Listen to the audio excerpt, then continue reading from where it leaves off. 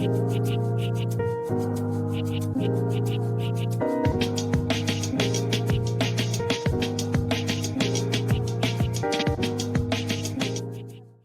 today we're talking about really what it's like to start your journey in an emerging technology. What is it like when you start out and you're new and you're going to school or you're going to university and you are embarking upon this quest to learn? And I've brought in a special guest today. It's Ayomide, who is a law graduate at OAU in Nigeria, and she's going to talk to us about her journey. Ayomide, welcome to the show. Thank you so much, Jamilia. It's amazing to be here. Thank you for having me. It's a pleasure to talk to you, because when I first saw your profile and your story, you're being a law grad and being in Nigeria, I thought, this is obviously, you've got some motivation to do this. And then also you're into DeFi. And I think that is what is special and unique about what it is that you're doing. Most law graduates just think, I've learned the law. That's enough. I'm going to go and practice that. What sparked your interest to get into DeFi? Thank you so much for that question. I would just say that I was just privileged to have heard about DeFi at the time that I did, right? So I had a friend who was just getting into the crypto space, because most of us over here were not very conversant with, the concept of wallets and all of those things. But I had a friend who was just getting into the crypto space, and she told me about it. I was in my second year at the university at the time. And, I found it intriguing that the entire concept of being able to hold money in a place that is not a bank. So, of course, I was interested. And then from there, it just grew to, writing for DeFi projects and, just getting more conversant with what the DeFi industry is like. And I think about 3 years down my journey, I started to think of ways through which I can combine my legal knowledge with the decentralized finance industry. Because as you rightly said, most lawyers, especially law students, are usually, we find it a bit hard to break away from the typical idea of what the law is, the rigidity of the law. And I just had to try to make myself understand that, if you're going to be a 21st century lawyer, you need to be able to do things differently. You need to be able to acclimatize with, get yourself, conversant with the tech, right? And so, yeah, DeFi was just that starting point for me. And then I obviously decided to start finding ways by which I can bring in my legal knowledge and then, with the regulatory developments that started coming up as well at the time. So it was not like I had the idea per se that laws could be relevant in DeFi, because when you think about it, DeFi is supposed to take power away from the center, right? However, I saw that, there were several regulatory developments coming into the space at the time, and it just opened my mind to possibilities and the need for policies that would guide the space. So, yeah, that's about it. That's really interesting. And I recall our last conversation, you mentioned that you may have had some influence when you were younger and growing up from your parents. So what do your parents do? Well, I grew up at the intersection. I would say I grew up at the intersection of law and finance, banking and finance, right? Because my father is a judicial reporter, right? He's a journalist and he works closely with the judicial system here in Nigeria. And so as a child, I used to work with him a lot, go to court with him. And he never forced it on me. He never even suggested it per se that I should be a lawyer. However, all of these things around me at the time they just made it a lot more attractive, right? And so when the time came to go to the university, it was like a no-brainer for me that I was going to study law. And then with the banking side, which is where my mom comes in, my mom was a banker, right? So I think we could just say that I got that from her, right? Because the interest in finance, with decentralized finance, it just came together nicely. So, yeah, that's pretty much what informed my interests, right? What served as the basis for my interest. And I would say that it has led me to what is going to be one of my life's best works, which is what I'm doing with DeFi Law Digest, which is to teach the African continent, starting with Nigeria, about the laws of DeFi and, how we can create change in the DeFi space. So it sounds like a very purpose-driven venture for me. It is a very purpose-driven venture for me. I think so. And I think it's interesting how you may not have known, you may not have realized, but even as your upbringing, with your father's work and your mother's work, you came to this point of curiosity about what is DeFi. And we keep saying this term, and some listeners aren't really familiar with these terms such as DeFi, this decentralized finance. How would you describe decentralized finance if you could?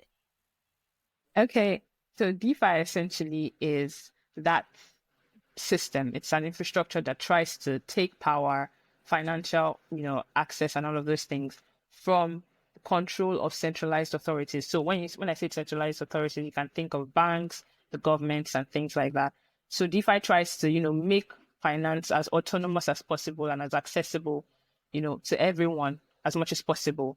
And it does this with the introduction of technologies like blockchain technology, smart contracts, automated market makers, and several other protocols that have come in, through this innovation. Now, I should give a little background that DeFi started from, the idea of cryptocurrencies, which I'm sure you might not know what DeFi is, but almost everybody would be familiar with the concept of Bitcoin, right?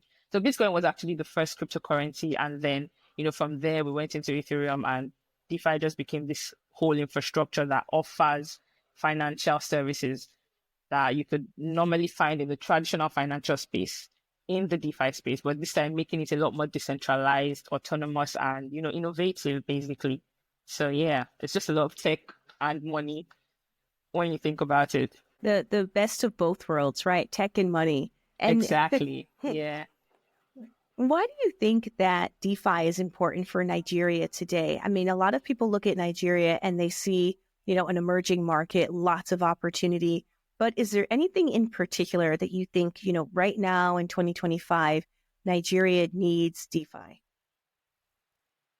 Yeah, we're a growing economy actually, and we have, had a lot of challenges with economic changes and, the governments and all of those things. So I think for Nigerians, especially youths in Nigeria, DeFi is basic, and the tech industry generally, I must add, is basically like a safe haven or an opportunity. We see it as an opportunity for us to, really be able to offer skills and, get some level of financial, attain a better financial level, right, for most of us, while still doing things that are legitimate. So it just brings about that opportunity for youths in the Nigerian society to be a part of something amazing. And we are really enterprising, if I do say so myself. I need to speak a lot to that. I would love to speak a lot to that, but I would just, summarize by saying that we are a really enterprising people. And so DeFi being as innovative and as, new, fresh as it is a very attractive industry for most of us. So I think in such a time as this, DeFi is so, it's so crucial because for one, as I said earlier, we have the economic challenges and things like that.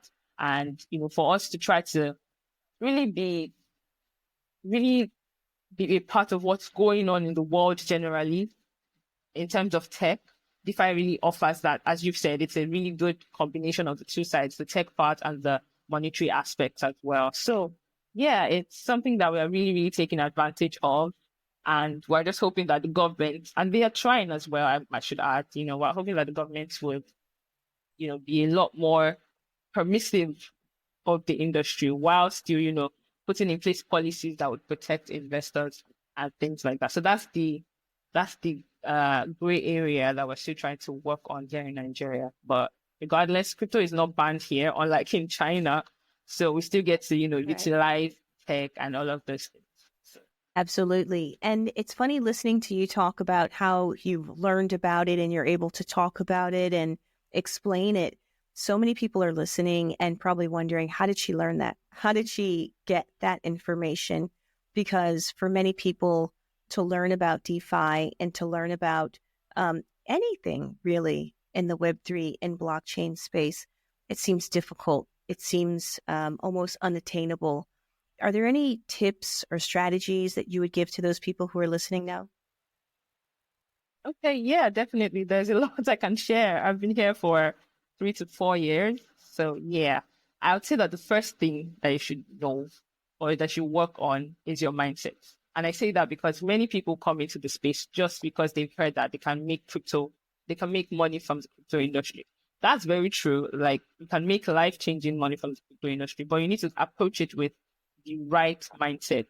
And that would include, wanting to actually know about what space you're going into. Like you cannot make the most of it, or you end up getting cheated if you come into the space and you're not even knowledgeable about what goes on there and none of that. So the first things you should do would be to make sure that you have the right mindset and that you get knowledge. And how do you get knowledge? Now, the internet is an amazing place. Today's internet is somewhere that you can find almost anything, information about almost anything that you're looking for. So for people that might not be able to get access to, a tutor or somebody that can really teach them the intricacies of DeFi, and I say that because, some people might not be able to afford such classes or they might not even have access to such persons, right?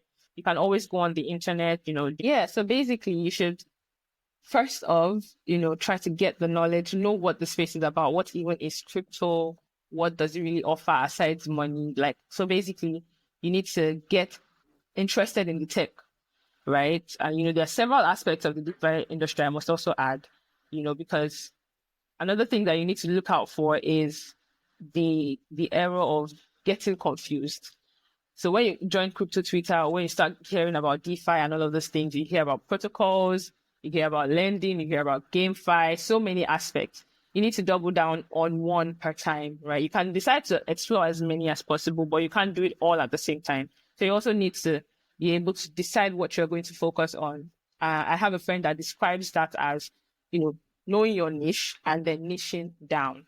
Right. So in this case, you know that, okay, you want to get into the DeFi space. That's English. However, in the DeFi space, you also have, it's like an entire ecosystem of different aspects. There are different sides to the industry. So you also need to niche down in that sense. So are you going to be a trader, or do you want to go into GameFi, or do you want to, go into maybe DAO governance or you want to just learn about all of those areas and then apply yourself to that area that you've chosen. You need to make those decisions.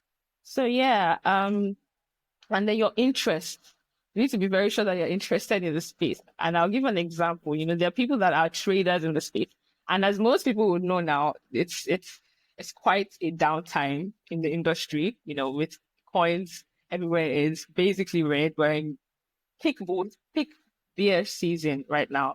So if you don't have that interest, if you've not developed that interest that, okay, this is what I really want to do, you're going to be really discouraged. And then you would, you get discouraged based on the money you've lost and all of those things. So yeah, make sure that you're really interested in the space.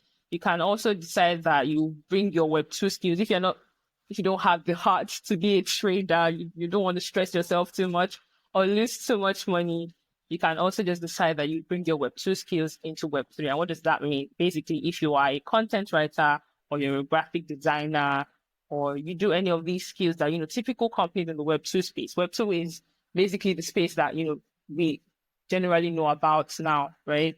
I don't want to go too much into that, but basically, your office work, all of those things, that's what we refer to as Right. Web2 generally.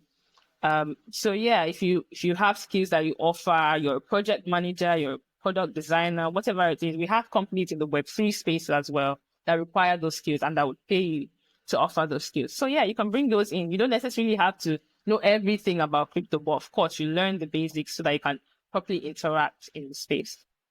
So, right. Yeah. And now you've mentioned crypto a few times, and I think it's important for our listeners to know is that while you may be talking about crypto in this particular instance, that there's so much about Web3 that they can learn, whether they want to learn about digital assets or NFTs or, just the technology itself. And there's so many angles to it, whether you want to be a developer or do you want to be a strategist.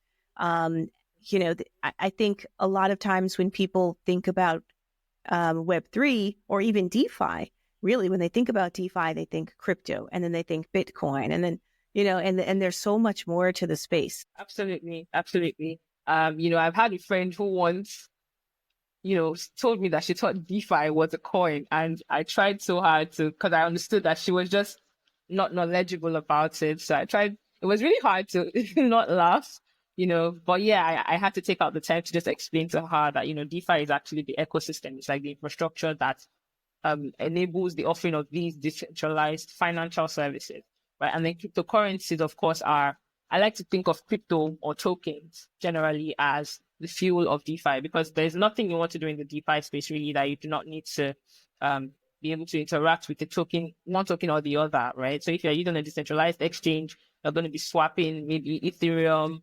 to Arbitrum, or you're utilizing bridges and all of those things. So yeah, I like to think of crypto as, the currency that runs DeFi basically. But yeah, it's obviously a lot larger than that, because you have Bitcoin, which is even the origin of, the entire concept of digital currencies and all of those things. And then Web3 is basically the third phase of the internet, right? So we've had three phases, or we're gradually stepping into the third phase of the internet. And the first phase was Web 1, where basically you could only read information on the internet. That was the .com phase, right? And so with the .com phase, people could only read information on the internet. Then gradually we stepped into Web 2, where you could now read and write, information on the internet. And an example of that would be, the invention of social networks like WhatsApp, like Facebook, like LinkedIn. You could contribute your data, your information, your knowledge, right, on those platforms, and it would appear on the internet. So as an example, if you search out your page, or you search out a topic on something that you've written on LinkedIn before, it would actually come up on Google, right? So that means the information you've written, or the knowledge that you have, captured into words, exists on the internet. So now what Web3 is proposing is a system or a phase of the internet where we can actually read, write, and own information, data, and even money. So DeFi is the aspect of Web3 that controls, the financial side. And it does this, Web3 is really focused on blockchain technology, as well as, the concept of decentralization, generally distributed ledger technologies, right, that would enable the existence of this system where, you can really have decentralized access. So you'll be able to own your data, instead of having a situation where IG controls your data, or they feed your data, as is commonly said, right? They feed your data to ads, that's where you get all those ads that you see on these platforms from. So in Web3, you'd actually be able to own your data, own your funds, and then, monetize it as you want. You can monetize your content. And we already have some social networks that are, really taking us into that phase, right? There's Zora, there's Lens Protocol, there's Mirror.xyz, right? Web3, social networks that are trying to enable that stage of content monetization and ownership. So yeah, it's such an There's so interesting much journey, going and on. so much. I do hope listeners have been able to follow through, and I'm explaining it as simply as possible for them. Yeah. No, this is, I think for people listening, when they think about owning your data, and the fact that now the reason that we get so many ads, the reason why you may have an instance where you're, using one device and you're looking up, let's say, a dog collar on that one device or one network or website, and then you go on another device, totally different device, and then an ad for a dog collar pops up, and you're like, wait a minute, how did they, it is all connected. Your data is being Exactly, the shared. synchronization. Yes, I was going to say, for consumers, for people who are interested in protecting their data, that's really like one of the big value points of Web3. But I would also ask you, Ayomide, for people who are listening to you talk, right? So let's say I know nothing about Web3 and you're talking about all of these things, and they may be thinking, well, yeah, I could learn about it, but what's in it for me? What's in it for me? I have a 9 to 5. I have bills. I have responsibilities. I think a lot of times people are brought back to this issue of, does this help me in any way? How does it help me now? What would you say to that person? I think that's a brilliant question, and it's a concern that has been on the minds of several people, especially people that were trying to, in quotes, bring on chain, right? And on chain is just, trying to onboard them into the Web3 space. And I was having a conversation with someone some days ago, And, she just talked about how in the DeFi space, we really need to start to focus on usability, right? Trying to make the blockchain that back-end tech as it should be.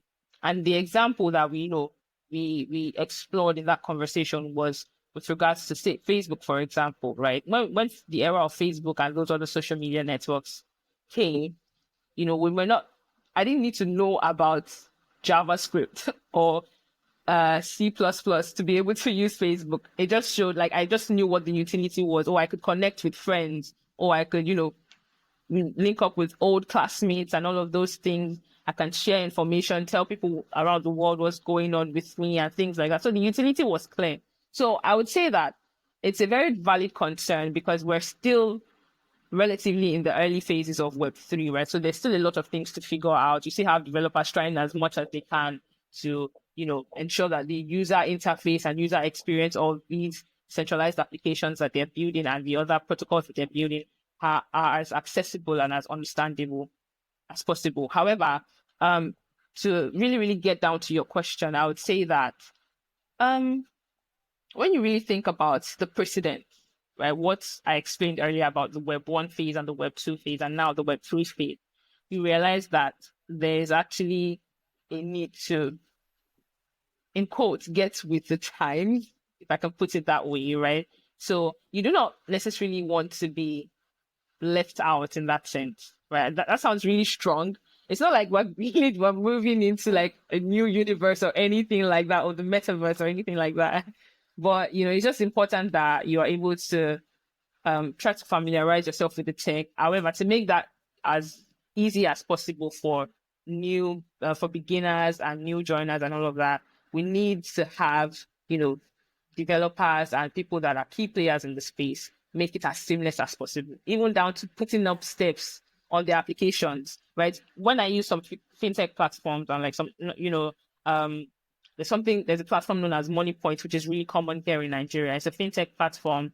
It basically lets you keep money, save money, PiggyVest as well lets you save money and all of that. So these platforms they've actually hacked, the TradFi way of marketing and getting users to use a product. And I say that because they are able to, put steps. Once you open the application, you have, this is step one. This is where you have to go to first. This is what this part of the app helps you do. This is what this part helps you achieve. This is what you can do on this side of the app and all of those things. And I really thought about it. And that's not something that we really explored with DeFi applications because you're just pretty much thrown into the decentralized exchange or the lending protocol and all of those things. And you're just left to figure it out yourself, or you end up going to YouTube to find, how can I use Trust Wallet? How can I navigate Uniswap and all of those things? Right. So it's really important if we are, I imagine that there are key players in the space that would be listening to this as well, developers and stuff. So it's important that we are able to really work on usability, functionality, and a seamless experience for users so that they actually get to know what the utility is for them. It's not too complicated and they're not confused by the whole technical jargon and the novelty of it all. So yeah. Yeah, absolutely. And I think we're getting there. I mean, with people like you who are, getting involved early, particularly being a law grad, you're going to have a lot of impact on people who are watching you and looking to learn the way that you're learning. So Ayomide, thank you so much for your time today. And before we go, I would like to know, is there anything that you're looking forward to doing in the next, I guess, year or two? Because when you're a law grad, that's your time frame. That's long term, a year or two, with your work and your career aspects. Oh yeah. I've not really, told you about DeFi Law Digest over this course. So let me just give a brief on that. The DeFi Law Digest is essentially an initiative, a policy focused initiative that is really targeted at bringing legal education and regulatory awareness to the decentralized finance space. And we focus on doing this through three pillars. That's, those pillars are the pillar of content, community, and consultancy, right? So we try to sensitize people with our social media platforms on, things that go on in the space. We explain concepts, We post news about regulatory updates in Nigeria and globally as well. We have a newsletter where this information is also communicated. And then we're trying to build a community of legal professionals, especially law students. But I found that, a lot of lawyers, once you start to practice, really, it can be a little hard to pivot, right? So a lot of lawyers are already really focused on litigation and those other aspects. However, if we can, get young lawyers, get law students to be really interested in this tech, they can start to see their value offering in the DeFi space. And we actually do need lawyers, right? Because largely a lot of countries are coming up with regulatory developments. Nigeria, for example, has come up with the Securities and Exchanges Commission here in Nigeria came up with the exposure amendments, right, to some laws that they have created before, some guidelines that they have put out before. And basically it's demanding in that guideline, it's demanding that virtual assets providers basically they adhere to certain rules. So if you're trying, what that would mean is that if you're trying to build a crypto company in Nigeria, or you are a company based abroad and you want to bring your business to Nigerians, offer your business to Nigerians, you need to follow the laws, right? And who's going to let you know what those laws are? It's lawyers. It's lawyers, and the space is gradually growing, right? So it's lawyers that are going to that are going to help you with regulatory compliance, business, the development of your business documents and all of those things.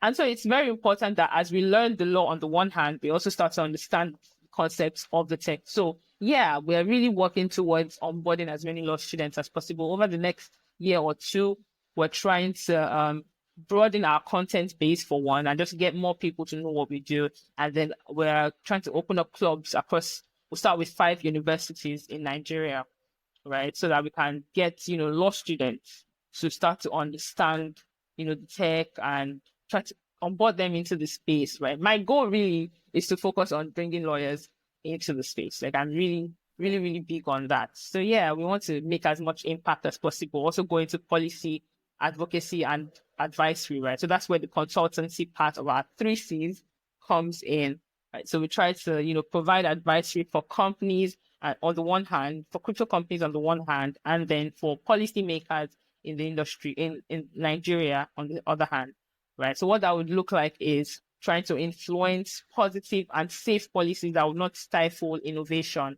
the DeFi innovation in Nigeria, but instead would ensure that it is protecting the rights of investors and the interests of investors, while also ensuring that the tech is properly safeguarded, right? And that there's room for people to grow, and maybe the invention of regulatory incubators, regulatory sandboxes for different companies to really just be able to test their tech before putting it out there for more people to use. So we're really looking to be a part of those policy discussions, and as much as possible be part of legal education in DeFi, right? So yeah, I hope that it is. I know it's going to be an amazing journey from here, because it's been an awesome one so far. So I really just look forward to everything that is to come and the actualization of these plans. Thank you so much. Thank you, Ayomide. We will follow your journey through this, and just thank you for all the amazing work that you're doing there in Nigeria. And we look forward to more updates. Thank you. I look forward to sharing that as well. Thank you so much for having me. It's been a pleasure getting to share my opinions with you.